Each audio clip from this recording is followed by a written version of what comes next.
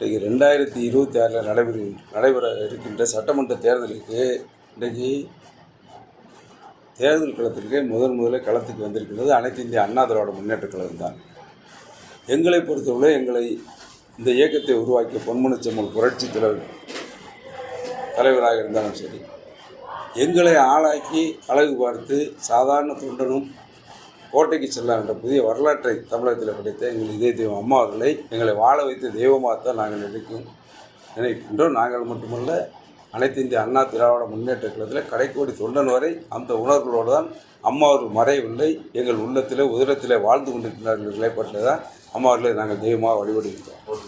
அப்படிப்பட்ட நிலையில் மாண்புமிகு புரட்சி தமிழர் எடப்பாடி சுற்றுப்பயணத்தை மிக சிறப்பாக முறையில் ஏற்பாடு செய்ய வேண்டும் என்று நாங்கள் முழு வீச்சில் அந்த பணியை செய்து கொண்டிருக்கின்ற இந்த நேரத்தில் நமது மாவட்டத்தில் முதலில் இந்த எழுச்சி பயணத்தில் பாரதிய ஜனதா கட்சியுடைய மாநில தலைவர் நயினார் நாகேந்திரன் அவர்கள் கோயம்புத்தூரில் இந்த சுற்றுப்பயணத்தில் முதலில் துவக்க நிகழ்ச்சியில் கலந்து கொண்டார்.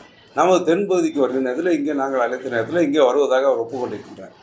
அந்த நேரத்தில் மாண்புமிகு எடப்பாடியுடைய சுற்றுப்பயணத்தை மிக சிறப்பாக ஆக்க வேண்டிய அதில் எங்களுடைய பங்களிப்பு இருக்க வேண்டும் என்று சொல்லி பாரதிய ஜனதா கட்சியினுடைய மாவட்ட நிர்வாகிகள் கூட்டம் ஏற்பாடு செய்து என்னை அழைத்தார்கள்.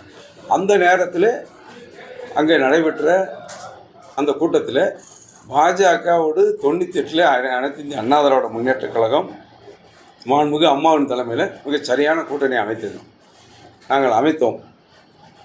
அன்றைக்கு பாஜகவோடு கூட்டணி சேர அனைத்து கட்சிகளும் தயங்கிய நேரத்தில் அம்மாவின் துணிச்சலோடு இந்த முடிவை எடுத்து அந்த கூட்டணியை வெற்றி கூட்டணியை அமைத்து தமிழகத்தில் 30 நாடாளுமன்ற உறுப்பினர்களை பெற்றதன் அடிப்படையிலே தான் முதலாக பாஜக ஆட்சியே இந்திய திருநாட்டிலே மலர்ந்தது.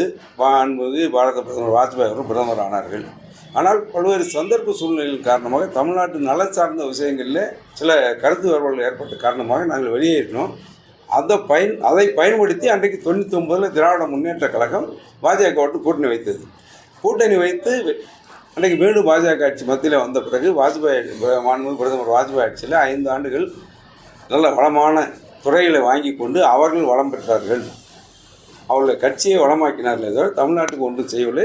இன்னும் அதை தாண்டி என்ன கருத்தை சொன்னேன் என்று சொன்னால், திராவிட முன்னேற்ற கழகம் பாஜகவோடு கூட்டணி வைத்தால் பாஜக நல்ல கட்சி, அனைத்து இந்திய அண்ணா திராவிட முன்னேற்ற கழகம் பாஜகவோடு கூட்டணி வைத்தால் தீண்டத்தகாத கட்சியா என்ற கருத்தை மட்டும் நான் சொன்னேன்.